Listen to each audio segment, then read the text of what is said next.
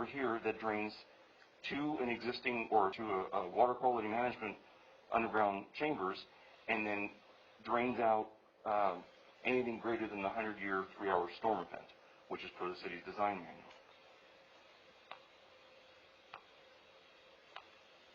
So going further is, we thought about, what if we don't put that channel in right now, the trapezoidal channel? Because it's not collecting anything from the site. It's intended to collect runoff from Menlo and connect to the facility that is upstream of there. Well, we know that there's no facilities upstream, and there's no inlets on Menlo into this particular trapezoidal channel.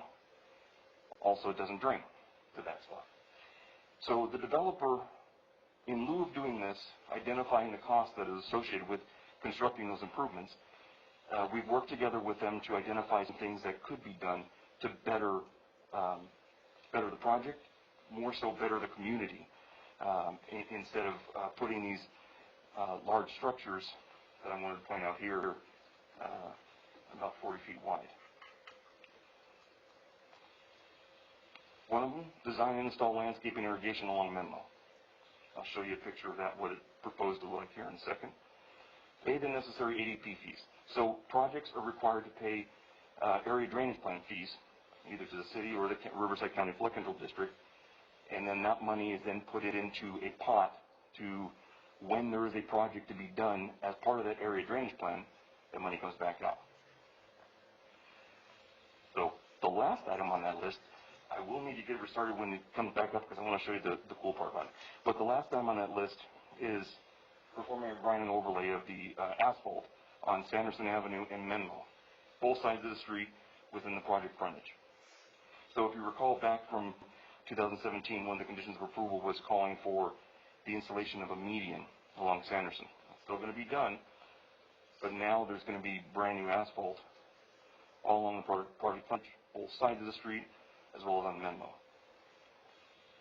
So those are the three main things that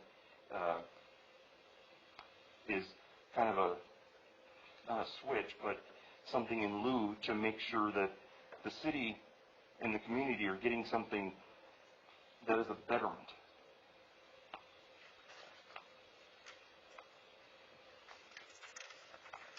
So while that's rebooting, I'm just going to mention a couple other things.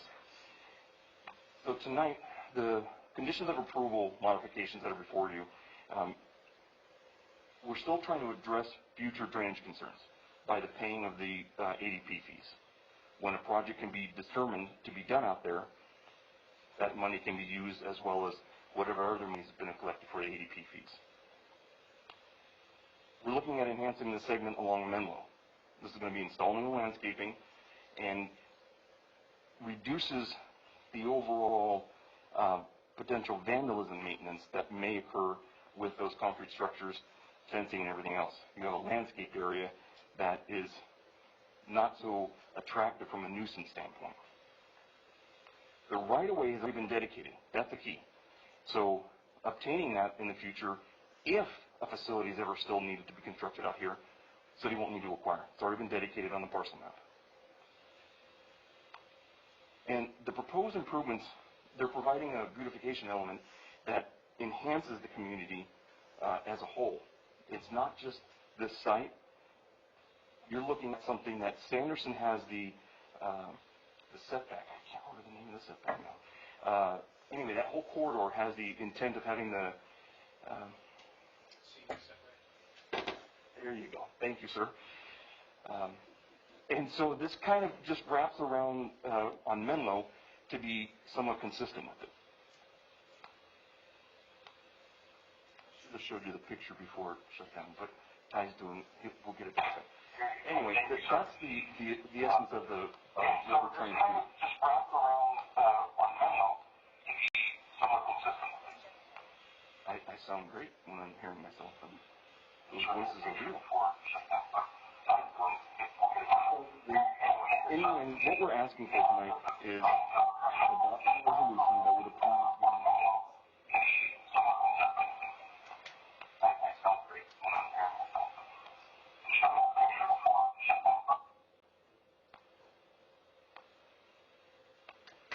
I think you got it. Go ahead. Okay. So what we're asking for tonight is approval of a resolution that would modify the conditions of approval. Those are identified in the staff report at the end. It basically addresses all the items that we talked about here within this presentation. When this comes back up, I'll show you, but wanted to make a mention that the applicant and the representatives are here in the audience for any questions you may have. They don't have a part of the presentation, but just in case you do have any further questions. So Steve, I do have a couple things, and I know the council would be interested in it because it's a continuation of a conversation we had a couple months ago. If that trapezoidal channel were to get built, and not with this alternative that we have here, what does that mean for the drainage or the flooding or any sort of the rain events that we have happen in our community? A good question. Sorry, I meant to address that too. As I mentioned, Seattle Basin is downstream of this, right? Right over here. So currently, there is the inlet. Let's go back to this image here. Currently, there's an existing inlet right here on both sides of Menlo. That collects the water from Menlo that's traveling down here. The idea would be that if this channel was constructed, it would collect the runoff from further down the road before it got into the street, but it's not. So the question, though, comes, well, how is this affecting downstream? Is it affecting the Seattle Basin or ultimately Ramona Creek and everything? It doesn't have any effect on it, because what happens is the stormwater runoff that's being generated from the site still has to be going through the hydrology design manual. 100-year, 3-hour storm event is retained on site after it goes through the WQMP process. There is a set of chambers that are right here that collect about a quarter to a third of the portion of the site, drains out over here to Sanderson, and drains down over here. It's existing flow path of the runoff. On the upper portion of the site,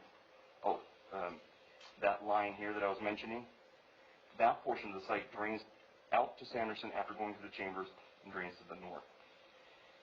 So the point being is that this doesn't have any effect on Seattle Basin. The runoff that was getting to this area, to the area of Seattle Basin, is still getting there. We're not decreasing it if we leave this in. We're not increasing it if we leave it in, nor leaving it out. It's still all the same. And I pointed that out up here too, because if you notice, I mentioned that there's no weir structure there. If this was to be designed as part of the area drainage plan again, if it was to be designed that it would be retaining water, it would not be a concrete bottom, because then you'd have a problem with vector control. If we do leave this with a weir structure, but we're not, then you could have a problem with future wetlands. I think everybody understands the issue we run into wetlands. Look at Warren and Mustang. So that's the key. I should have pointed that out earlier too. It doesn't have effects on Seattle Basin runoff. Thank you for clarifying that, because that was going to be that's my main concern, that this has a net zero effect on the Seattle Basin. Perfect. Okay. Any questions of staff? Charlie? So why was the plans the way they are if it's not necessary? You always ask me the interesting questions. No, that's great. The way I looked at it is that the letter of the law, back when this was presented by my predecessors, was that, all right, well, this area is part of the area drainage plan. That particular line 2C, as I mentioned up here, will be constructed at some point in the near future. Well, this was done back in '84. So what do you mean by near future exactly? In addition, this area over here was dedicated with the idea that at some point it would be constructed. So that's the only thing I could really determine, that it was done by the letter of the law. And as I've been up in front of you before, talking about items similar to this, I really am trying to enhance the sites that we have throughout the city without degrading any of the stormwater issues that we have. So that's why, if you look at this, there's the alternative. We can leave it the way it is, or we can do something different. it doesn't have the negative effects that if this was all throughout the whole street, collecting all of that runoff, and the whole thing was being constructed, I would look at it a little differently and maybe even revise the design to maybe make this some sort of, all the way down here, as a retention structure, or an attenuating structure before it gets into the Seattle Basin area. So this map was in '84, and is that when the plans were to put that specific? This was developed back in 1984. But the plans for Menlo and Sanderson, that's when those plans were made also, or no? These ones right here? No, these were done back in 2017 and what were presented to the council back then. And again, that's what I mean by letter of the law, that when my predecessors went through the whole development review process, it's identified this is part of an ADP, this is what needs to be done for the ADP, let's put it in. We're so confident that this is right, because we're only going to be able to take your word. I'm an engineer. Okay. Sorry, Councilmember Meyer, that had to throw that in. No, it's good. I can hear that because I'm not, so. No, I wish I could say that this is 100% foolproof, but anything we do, we have a level of comfort, a level of abilities that we know, and the fact that we're not doing, if we don't put those trapezoidal channels in, we're not doing any damage. Since this is a public hearing now, were neighbors notified of this? It was noticed in the newspaper, Okay. and no, we did not send out mailers to. I'm just wondering because, the people that would know the best would be the people that live right there. Good point. Okay. Thank you. Linda? Yeah, I just have a couple. So if the improvements for the prior housing development had been put in, that would then connect to the trapezoidal thing at this point, and then take it someplace else underground and do whatever it's supposed to do. Correct. Correct. And we probably would not be standing up here right now. Those are all big ifs, and that's Riverside County Flood that is supposed to be constructing them someday. Okay. Or why wasn't it constructed way back when? I couldn't figure that one out either. My next question, and as Michael said, my first concern and first question to the city manager was, what about Seattle Basin and how homes along Costin? Because if that water comes down, more water, because there's a project there, it's not going to perk on open land, it's now going to be all covered, and that water has to go someplace. So you're saying then that water is going to flow north? Yeah, so let me go to the, so again, this is the area drainage plan boundary line. So it's also based on elevations on the site. And if you look at the plans, you could see that, I mean, we're talking about tenths of a foot. This is nothing, we're not like this. It's very, very flat. But the majority of the runoff from the site drains out to Sanderson and then drains to the north. Drains to the north. And this next comment is going to kind of sound facetious, but does the water know that? Does the water know it's supposed to go out to Sanderson and then flow north, so it's not going to impact the houses over on Costin? I haven't had a discussion with Gravity yet. Yes, but you will. I'm going to have to. I know it. That's very concerning. I mean, these poor people that have those homes over there, when it does rain, they get flooded, no matter how much it is. No, I completely understand. I do understand as well that on Menlo there is a large volume of water when it is flowing that comes down and I'll show the plan again. Goes down the middle of the road. Yeah, and right down over here, very hard to see, but these are the catch basins on either side of Menlo that collect the water from all the way at Menlo. The other option would be to have a line all the way down to the end of Menlo by Kirby, and that would have the ability to collect runoff from all these other locations. Right. But because nothing was done to the east and the area drainage plans were not finalized, I can't say why that wasn't constructed. But to answer your question, I want to repeat again too, though, that the 100-year 3-hour storm event is what's required to be retained on site. Which was last year, February 14th. Right? Yes. Okay, so we're not going to have another one for 99 years. Yeah, every 2 years. That's a good point. So, I don't want to halt and cause undue harm to Mr. Alabasi's project, but the water flow is, it's a major concern. And if you, as an engineer, will stand there, because we know where to find you, because there's going to be a lot of really angry people if it increases the flow down towards Seattle Basin.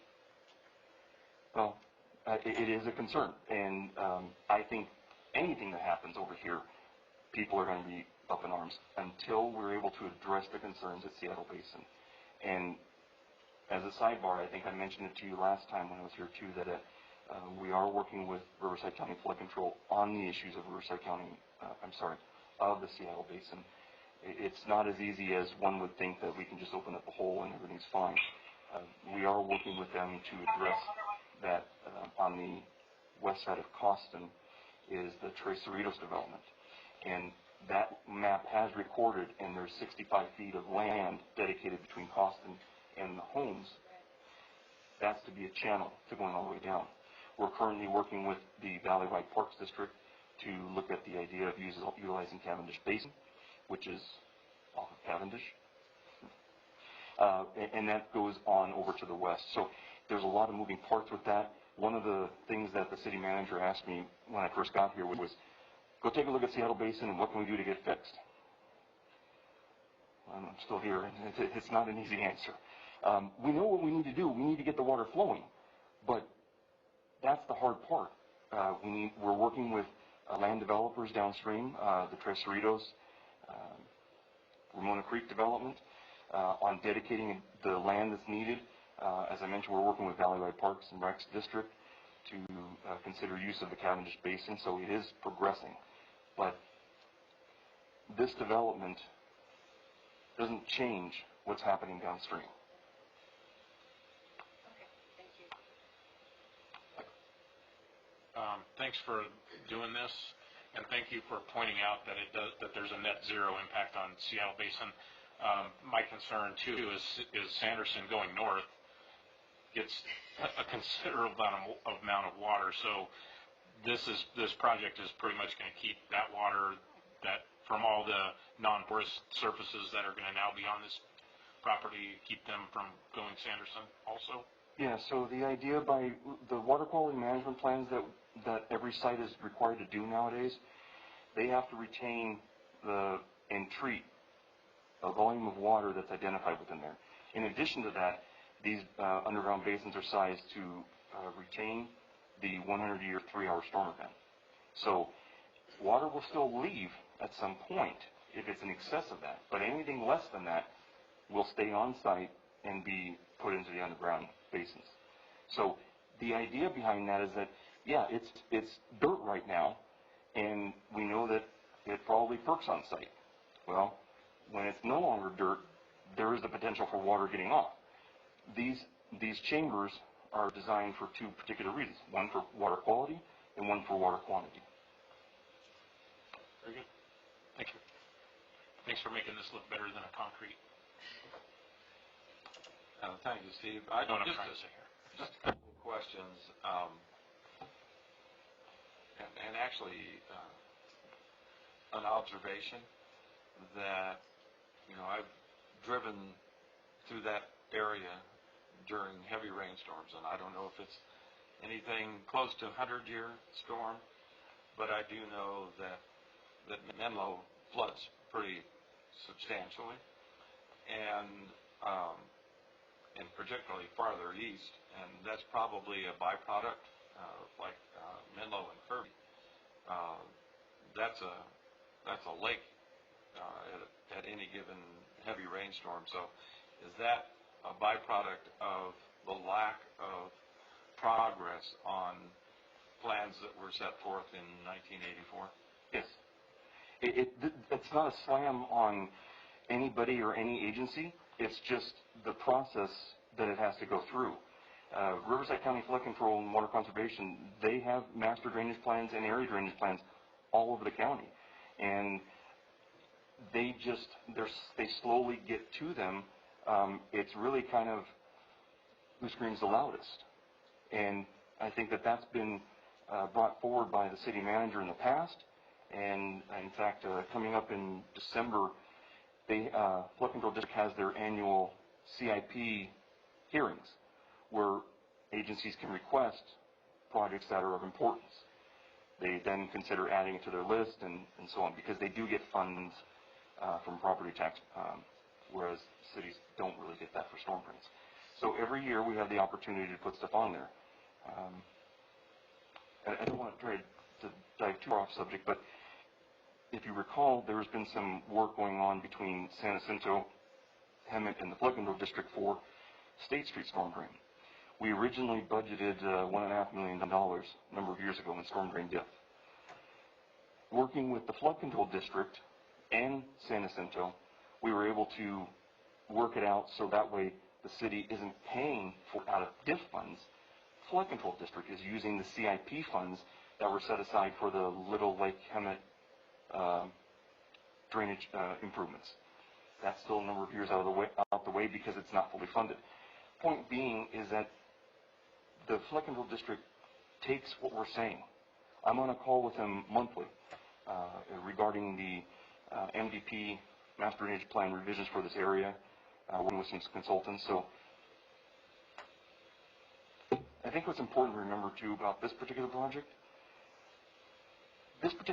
doesn't really have any bearing on the runoff that's affecting downstream. It's already planned to be there. What really this is all about is really to see whether the trapezoidal channel, which won't collect any runoff from Menlo, will benefit the city, or will these other improvements. And I appreciate you bringing this alternative to us. I think I'm trying to recall where I saw a presentation. It might have been on the State Metropolitan Water Tour that I went on, where there was a presentation where they're advocating that cities and counties look to alternative ways of managing water flow and getting away from some of the traditional concrete channels, whether they're trapezoidal or whatever, and they're advocating for other things like rock line swales and things that have some beautification element to it that still gets the job done as far as regulating and directing the water flow in a desirable direction, but in a much more substantially attractive way. So I appreciate the fact that you're bringing this alternative to us. So that's all the comments that I have on that. So if there are no, yes, City Manager. Mayor, thank you. I just have one final comment to add, and I think Councilmember Percival hit on it, and it's the fact that one of the first questions that I had on this was, you know, what are the downstream impacts? Does it make our current drainage issues worse? And if it doesn't, then absolutely becomes a policy question for the council about what they would like the community to look like. And so that's a key point that I think, based on the conversation here, I think everyone on the council has appreciated the fact that once we've gotten that item out of the way, it really comes down to what the council would like and prioritize the community to look like in this particular instance. So I think that's a key component that I didn't want anybody to lose sight on, that Councilmember Percival, as well as Councilmember Meyer, Mayor Pro Tem Krupa, and the Mayor also hit on as well. Thank you, Mayor. Thank you. Well, if there are no more questions of staff, I will open the public hearing. Do we have any comments in favor of or in opposition to e-comments? No, Mayor, there are no electronic comments submitted for this item. Do we have any telephonic comments in favor or opposition to the item? No, Mayor, there are no members of the public on the line. Do you have any speaker slips from members of the audience? I've not received any request to speak. Yes. We do have the applicant here. Welcome. Good evening. You may remember me without a mask. Marwan Alabasi, I'm the developer. It's okay to just put it down slightly so I could talk. Mayor, council member, city manager, city engineer, thank you for the opportunity. Most of you may remember we've been working on this project for several years, and thankfully now we're about to open. And again, thanks to Steve, we just met tonight. We've been working with him for the last few months, and he really did an outstanding job with my new development director, Corinne, who's right there. That they came up with this proposal. And I just want to shed a couple points here. I know Steve really did a good presentation, but he wasn't with us back then. This issue of extending the line, which I agreed to initially, which was really a bad idea because I wanted a driveway there. And they told me, okay, if you want a driveway, go ahead, design the channel so we can give you a driveway over it. With several city engineers changing, every time we got different story, we ended up designing a bad design, what we're supposed to build now. Thanks to Steve, he's open-minded, and we negotiated, well, why should we do a bad design? If we have a 6-inch gas line we have to cross, which is not an easy task. In 20 or 30 years, whoever of us are still alive, and that channel goes through, most likely would not go in that. I'm a licensed engineer myself, like Steve, and I do most of the Riverside County flood works. Very familiar with them. I even reached out to them, so did Steve. And they said, we don't even have a plan. We can't even assist you with anything. So one of the options we have is we designed the facility so we could build it. But then we entertained, and I know Steve mentioned it, and I'm hoping we don't have to do and, it should be or. But we entertained the option of paying the ADP fees. But then I thought about it, and I'm going to be in Hemet. I want to help Hemet. The ADP fees goes to Riverside County Flood. They pay me a lot of money every year for the work I do for them, but they don't need more money. I'd rather invest the money in Hemet. And what we propose to do, and I want to give credit to Corinne today, she couldn't find the landscape architect. She had to use little pencils, and she colored the landscape plan to send to Steve. So they show you that pretty picture they showed earlier. We presented to Steve. We could give you, most importantly for the residents, because as you asked questions, Steve answered it. There's net zero. The discussion, what we have here, have zero impact, and thanks to the city manager for bringing it up, zero impact on the water downstream.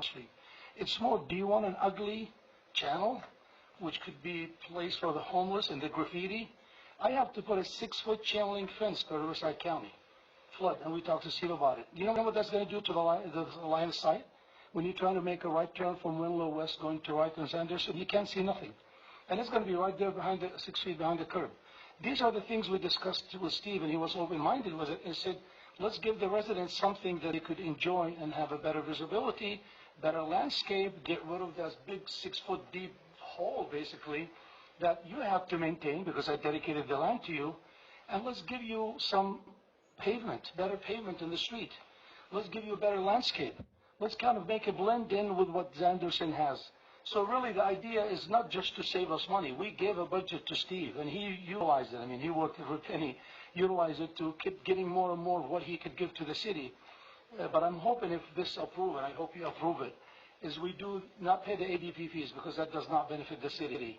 And it's typically the county flood will allow you to pay the fees in lieu of constructing the facility. So if we're not constructing it, I really don't want to do that because they have no plan for it. I would rather do the improvement that we propose, and I think it's going to end up being a better project, and it will look nicer as an entry to the city. The look is the most important one too, really. The concrete line channel, I mean, I built those. I have several projects I'm doing right now in Norco. Then they said, okay, let's put cobblestone in the bottom. We put cobblestone. It's an insect problem. I mean, mosquitoes are just growing there. So no matter what you do with concrete line channel, they're really problematic.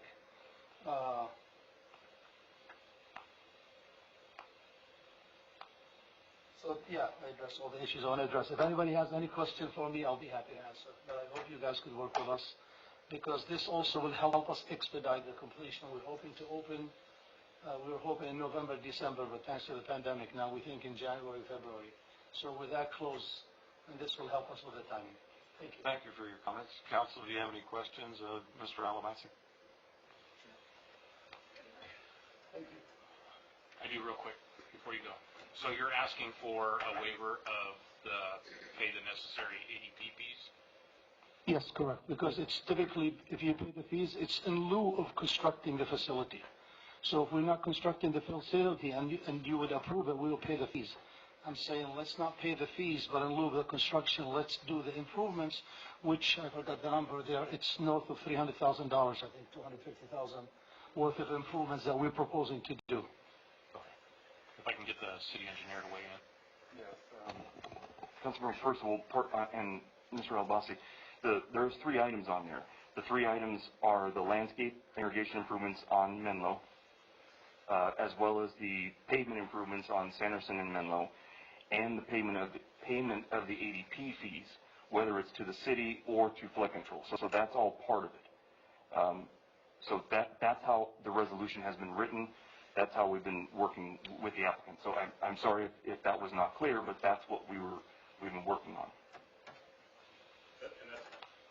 And that's why I asked the question, because it's on the resolution. Yes. The fee is on there also. That's correct. So if it's approved as it's written, then the fee, you will still be liable for the fee. That's correct. You're aware of that? I just became aware of it about 20 minutes ago, but yes, I'm aware of it. I was hoping that you could stipulate it where if we're doing this a few $100,000, if we can get away without paying the fees. But yes, I'm aware. And like I said, I did not, in all fairness, me and Steve did not really discuss this prior to tonight. And I think it's been discussed, him and Corinne, and we were surprised to see that. But yes, I did see it. And again, I'm hoping if it's approved, it could be stipulated not to, but I'll leave it up to your discussion what you can approve. I think there would need to be more input from the city engineer related to that. As Mr. Alabasi had pointed out early on in this discussion, and working with his team, we had looked at, or they had made an offer of what they would do in lieu of constructing the storm drain facility.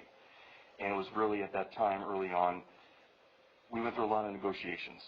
And I felt that going through this process of looking at a cost estimate that they prepared, I agreed to, for the construction of the concrete channel facilities, that they then prepared a revised estimate to show what would be the other items in lieu of. Basically, the landscaping irrigation, the pavement on Sanderson and Menlo, as well as the remainder of the ADP fees, which are roughly $40,000. I don't know the exact dollar amount. But those are the facts. It's always, of course, up to your decision. So that difference, that $40,000 is the difference between, and you're okay with that? That's more palatable for you? Okay. All right, very good. I just want to make sure that you knew everything that was in here. Those are the facts.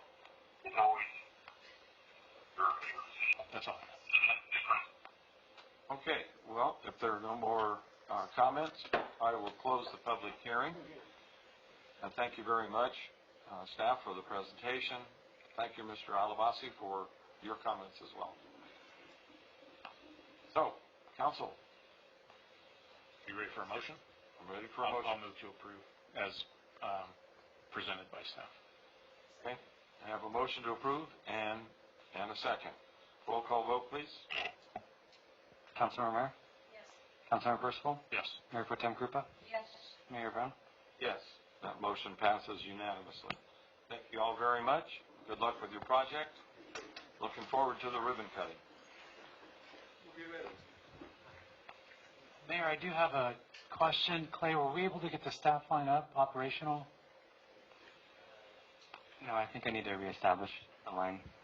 Okay, can we take a brief break so that we can reestablish the line and get it functioning again? Sure, let's take 5, 10? 5 minute recess. Okay, we are back in session. Hopefully we slayed all of the annoying gremlins that were getting into our electronics. So, all right, so we are at item 12, which is presentation. So we have a couple of proclamations here. The first one is 12A. If I could have our Battalion Chief Lloyd join us up here.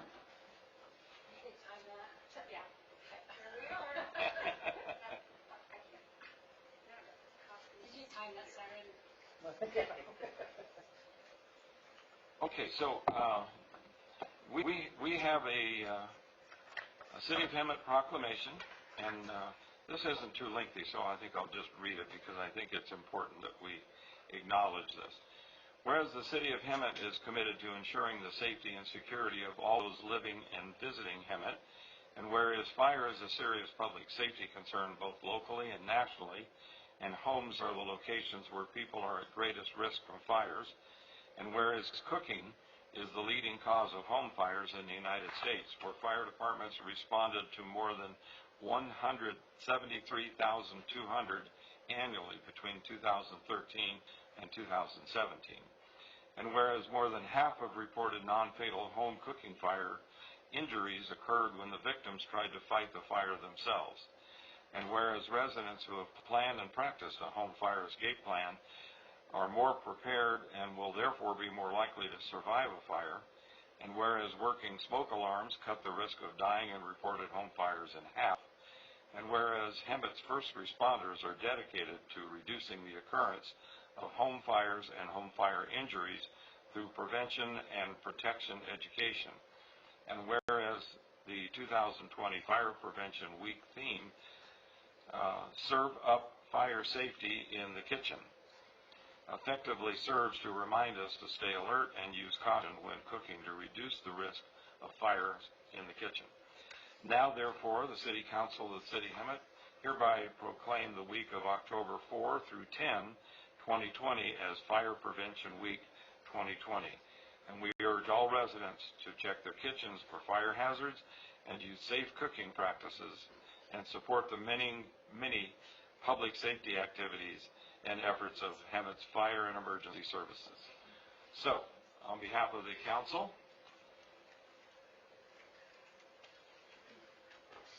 at this proclamation, and congratulations, and you're welcome to make any comments. I would like to. Thank you very much.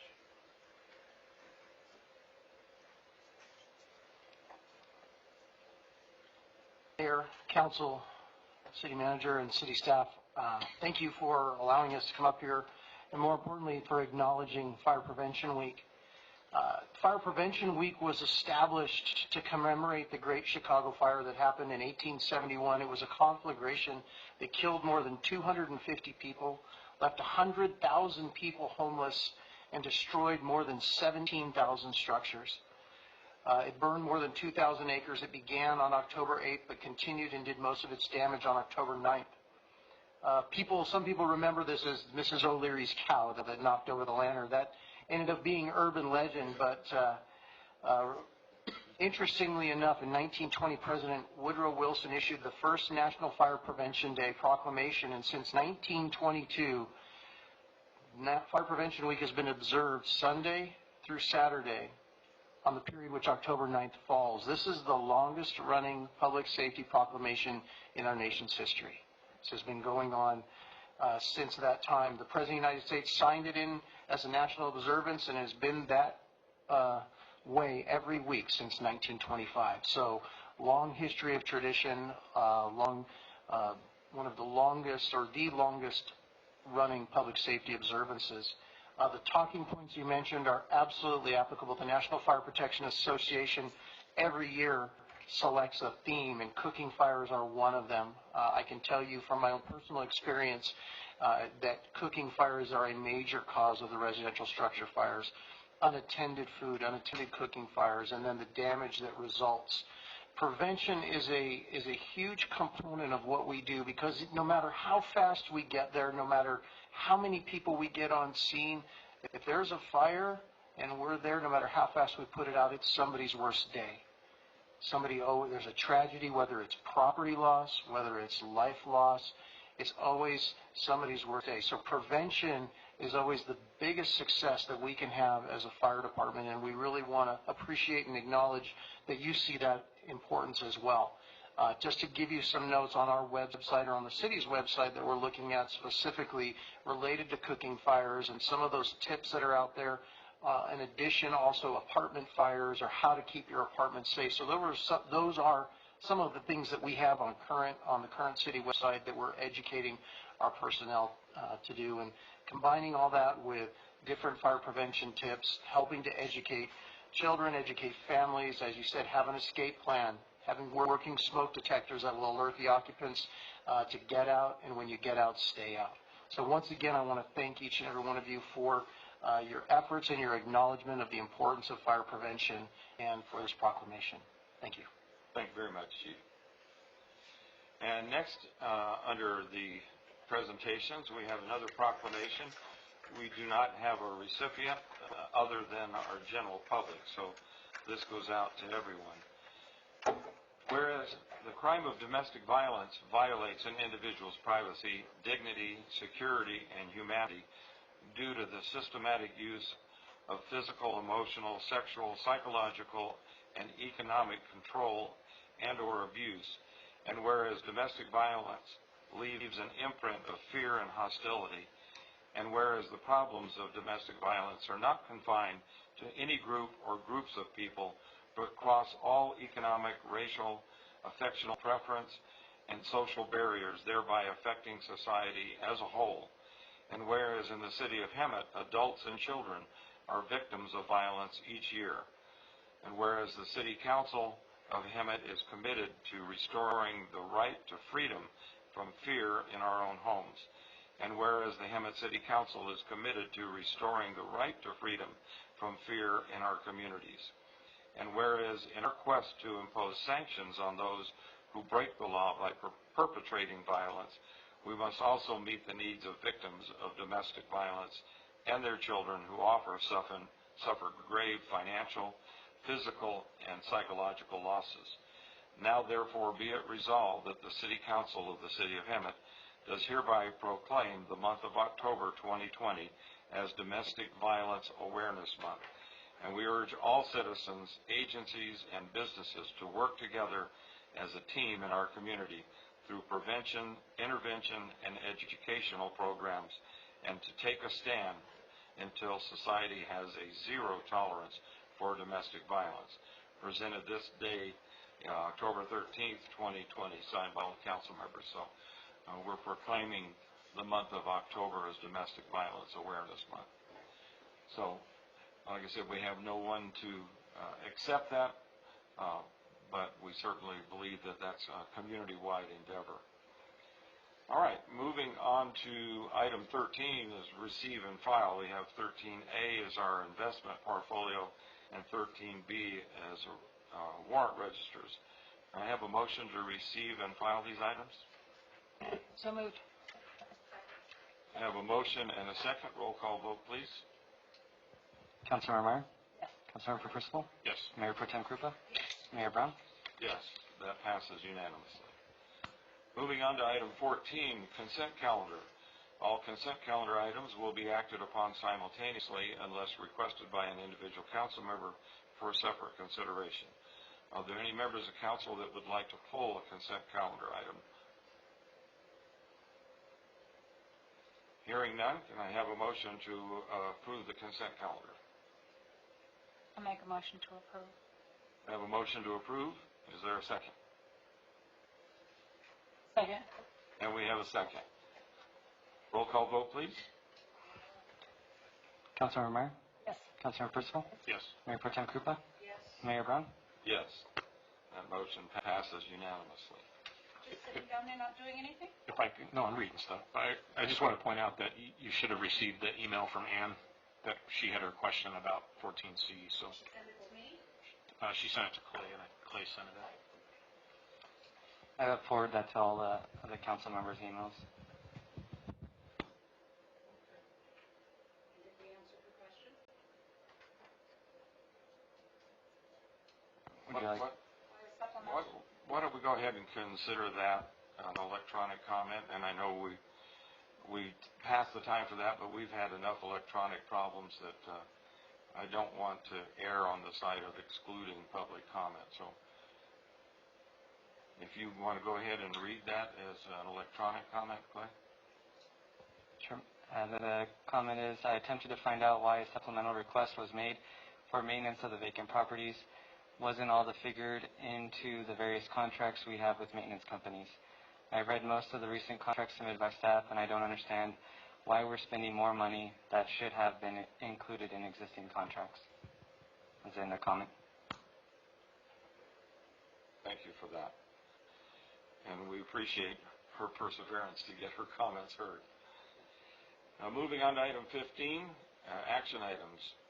And we have one action item, and that's our recurring update on the COVID-19 emergency declaration.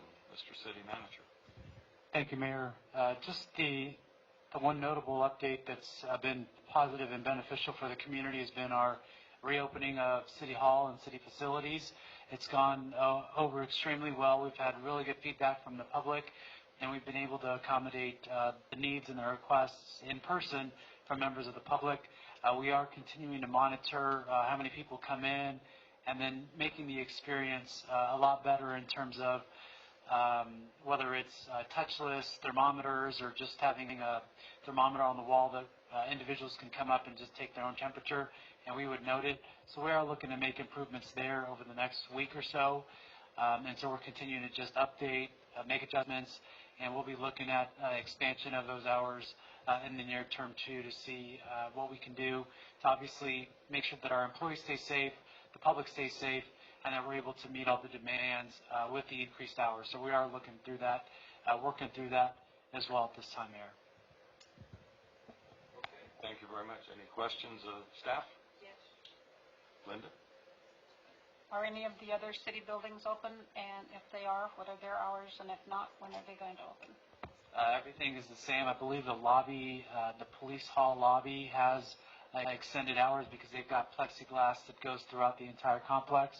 But all of the rest of the remaining facilities, whether it's Covell, Public Works Yard, have the same hours. And we did make videos as well as other informational items that did go out to the public. We are working through different items with respect to the library because it does present its own unique challenges. I got an email this morning about things that we're looking to explore and make sure that if and when we do reopen, that we're making sure to keep members of the public and the employees healthy. It's just a lot more different than other city facilities. So we're looking at that right now, but we don't have a hard date for that at this moment. Just as getting information out, notice that the city of Hemet is a location to draw up people's ballots. Are we going to somehow make a special walkway or something so that people just coming in to drop off their voting ballots don't have to stand in line if they're coming in to pay a utility bill or to, go over to planning or something like that? I'll ask Clay to answer that. So the drop box is behind the counter and received by the cashier at this time. So that the flow is going to be with the cashier. We could look into different mechanisms, but I know that the county wanted it to be behind the counter and locked, just to make sure that it's not tampered with. And so that's why that location is. It seems like what we can do is Clay can look at if someone wants to immediately drop off a ballot, that they don't have to wait in line. They notify someone at the front, and then it immediately gets taken care of. So Clay can follow up on that and make that operational change to make sure that if anybody wants to drop off a ballot, they're immediately taken care of. They get the necessary information, and then we're able to take care of that immediately, so they don't wait in line. We'll take care of that. And just to confirm, these ballots have to be in their envelopes before they're put into that box. Yes, that's correct. And we do have additional ballot envelopes in case they're spoiled. What are the hours again for City Hall so that everyone knows? Till 1? 9 a.m. to 1 p.m. Monday through Thursday. Okay, thank you. So we're now moving on to council member reports. Councilmember Meyer, you're up first. Well, I don't have anything to report except this is horrible. I resigned from the Community Action Commission, and so Mike is my alternate. Maybe he wants to, but I was not able to commit to all of that. Okay. Councilmember Percival. Oh, you just want my report? Okay. Planning Commission was canceled, and we did have an RCA meeting on the first Monday of the month. And the only thing I have of significance out of RCA was the species of the month, which is the black swift, which is a they say, so the black swift apparently is a large species of swift. It has a overall length of 7 inches, so it's pretty small. Yes, it is a bird. It kind of, its wings are longer than its body. It's got its wings are like skinny and come to a point, and its tail is V-shaped. So that's it. They nest in the Senesino Mountains, and they're known to migrate over 4,000 miles down to Brazil. Wow. Yeah. They're swift. Oh, yeah. That's all I have. Okay, thank you. Mayor Pro Tem. Well, we're going to have a library meeting Friday. The rest of the League of California Cities, we did have the first ever electronic virtual conference, and actually it went quite well. Many of the breakout sessions were very focused and dealing with COVID, but also dealing with other areas of life that we all deal with. And the good thing about it is that the sessions are going to be available on their website for, I believe, 60 days.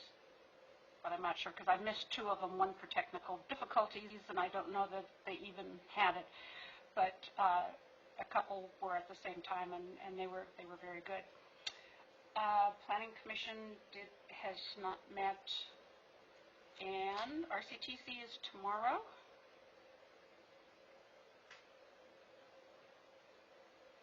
SCAG is, we had an update on the progress of getting speed limits in cities to be other than the 85th percentile. And very interestingly enough, the study that was done proved, of course, that it is the 85th percentile rewards speeders. And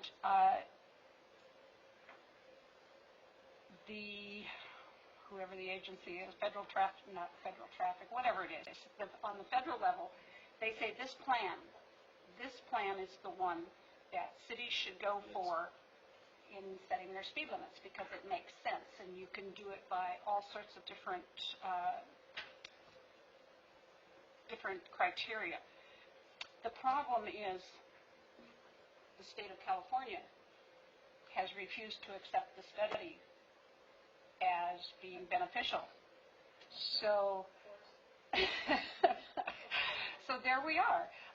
So who's the individual who doesn't want to accept it? Well, Director of Caltrans. somebody at Caltrans, and interestingly enough, the lady that is now working with SCAG is a former Caltrans employee, and the lady that has done the study for the federal government is a former Caltrans employee.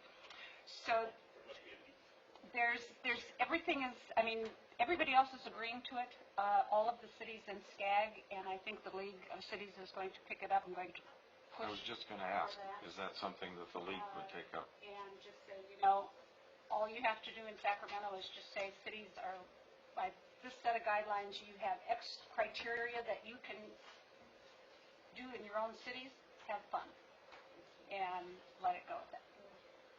Whether or not that will ever happen, it's anybody's guess, but at least somebody has acknowledged that the 85th percentile doesn't work. But then some cities in states where this is working, everything is 25 miles an hour. And I'm going, oh my gosh, I can see that working in Hemet. But hey, you have to start somewhere, and there's a little bit of light. Whether or not we can ever get it to the end of the tunnel, but we'll work on it anyway.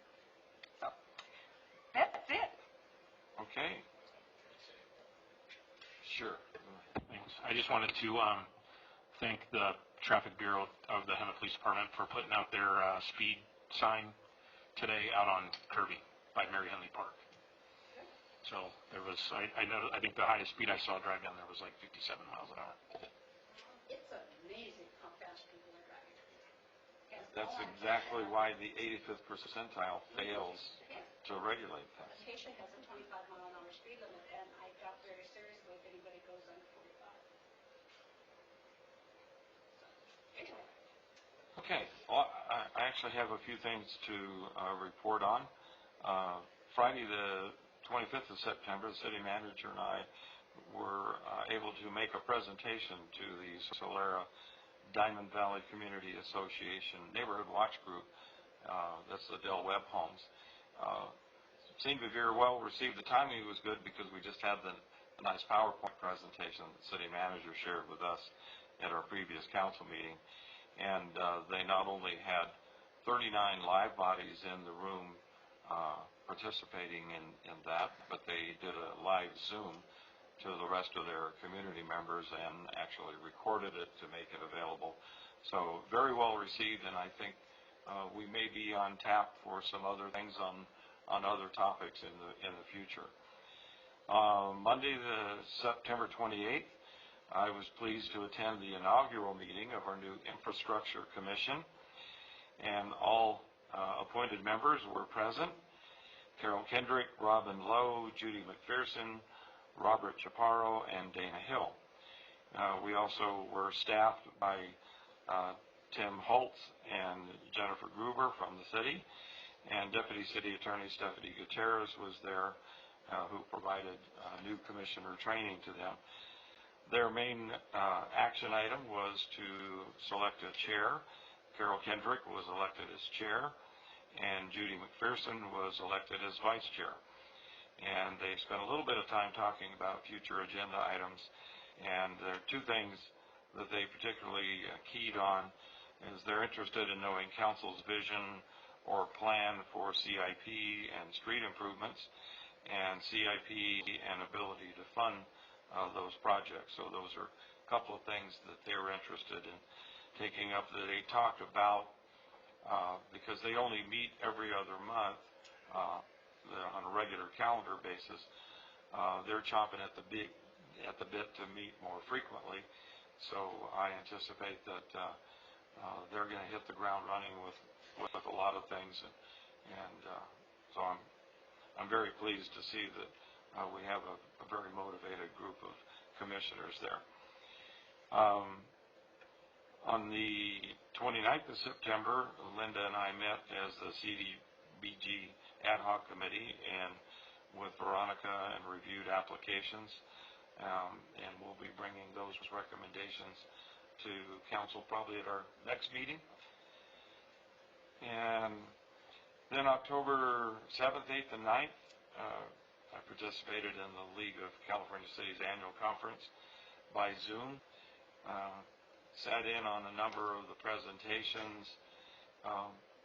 They were, in my opinion, the ones that I sat in, some were enlightening, some were not so much. But the real coup de grace, I guess, came at the General Assembly when I was supposed to vote. And apparently they had some electronic gremlins there too, because after going through all the process to register and got a special code number, and I went to log in for that meeting so I could be a voting delegate, I got an email that my access was denied because I was not registered. I tried it a couple more times and ended up calling a staff representative at the League. She tried to help me. She referred it to somebody who was more tech savvy. He tried to work around. Long story short, never got to vote. Was able to watch the YouTube discussion of the meeting and a lot of comments from a lot of different cities who were able to get in. But the net result was they were 2 members short of a quorum. And so they were only able to take an advisory vote. And on that advisory vote, the resolution for the General Assembly was calling for an amendment to Section 230 of the Communications Decency Act of 1996 to require social media companies to remove materials which promote criminal activities. There was a lot, like I said, there were a lot of comments made by voting delegates, but they fell short of a quorum. But the advisory vote, there was 122 yes votes, 85 no votes, and 11 abstentions. So I don't know exactly, wasn't real clear what's going to happen with that advisory vote, whether they're going to bring it back or just send that advisory vote on as a message from the League of Cities. But I thought it was an important issue to bring up, and I'm glad that it at least got some discussion. And Western Communities Energy Board meeting is tomorrow at 1 o'clock, and that's all that I have. So ad hoc committee reports, Florida Avenue, SR 74. I got a report on that. Okay. I used their Caltrans website on October 8th, actually October 5th, at 8:06 in the evening to report the traffic signal at Florida and Harvard Street was flashing red in all directions. And I got a text or an email back that they acknowledged the situation and it would be addressed. And I'm thinking the 5th was on a Wednesday. I'm hoping it was on a Wednesday because I got a reply on Thursday from them that... This was Monday. Oh, well, wait a minute. No, he said, I'm sorry. Wrong. I submitted this on the 4th, which was Sunday night. Sunday night at 8 o'clock. And they did get it fixed sometime on Monday, but they don't know what time it was. It was 000000. So it wasn't midnight. But they did acknowledge, and they did get it fixed. So I would like to make a recommendation that we disband this ad hoc committee because they don't pay attention anyway.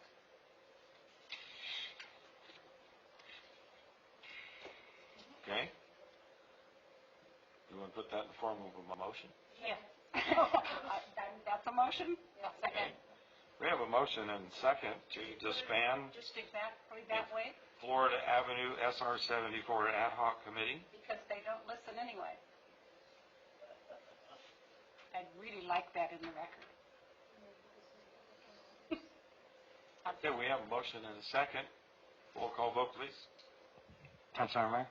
Yes. Councilmember Percival? Yes. Mayor Pro Tem Krupa? Yes. Mayor Brown? Yes, that passes unanimously, so we'll take that one off the list. Listen anyway. Because they don't listen anyway. Council protocols ad hoc committee, I'm still in the process of collating the comments and feedback. Well,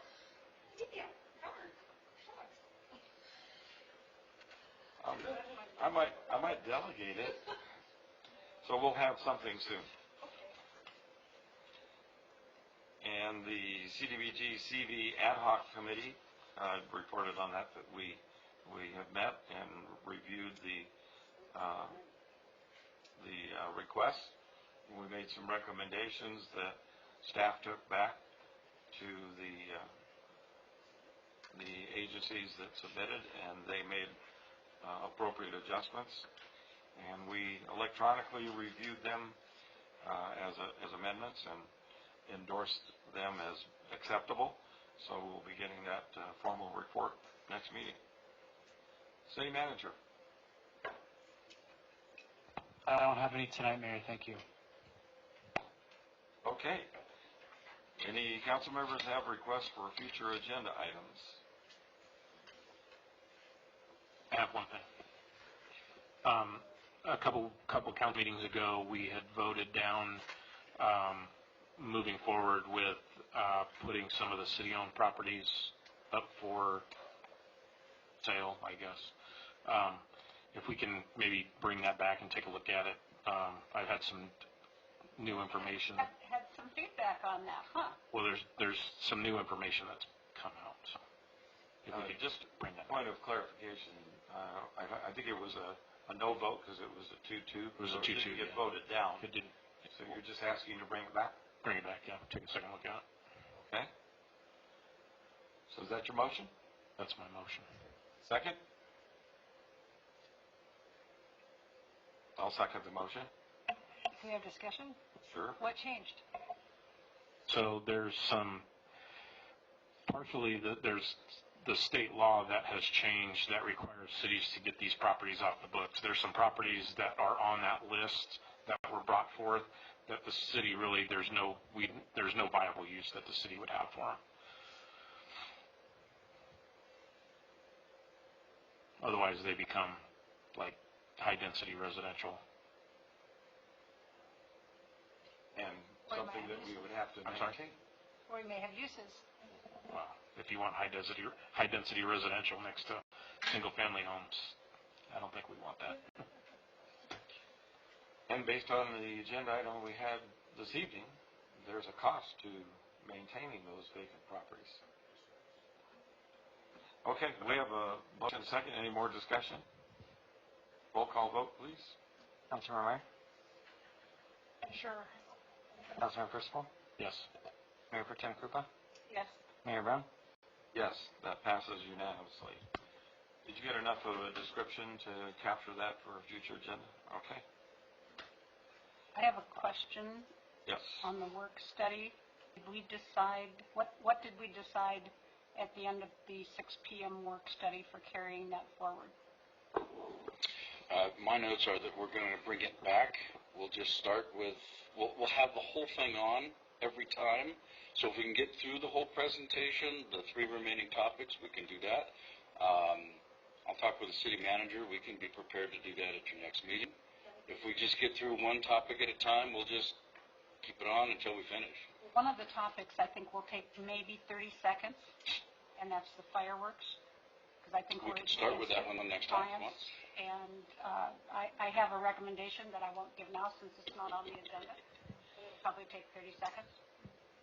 So maybe we can just change the order of that presentation, get Yeah, that that's one no out of the problem. way first. I should add that we've got a number of items that we'll be rolling out over the next few months that I've sent in emails and follow-up. I think we had a discussion a couple months ago about the future agenda items and needing to get through those. And so each one of those future agenda items, the majority of them have a work study associated with them. So I just want to warn everybody, we may have to have some longer meetings, so just fair warning to all. Now, to that comment, some of our items I think that we warrant, like today was some very good discussion, but some items when we bring back are just like reading material that you've already sent us, not you, but when presentations are done, an hour presentation on reading the packet to us, and so maybe just watch all that. So one of the things that we can look at based on that comment is instead of having a work study, maybe just having a staff report item within the agenda. And then I tried to send the council the information ahead of time. I sent one, I think, on Friday afternoon, so that in preparation for that work study or that discussion, that you all have had it for at least a month. So I think that when you do that, that's helped a lot to make our meetings, so that we can be a little more concise, but, yeah. sure. Thank you. Okay. Well, there being no further business, this meeting is adjourned to the next City Council meeting, October 27th, 2020. Thank you for joining us and attempting to join us through electronic and telephonic means. We're adjourned.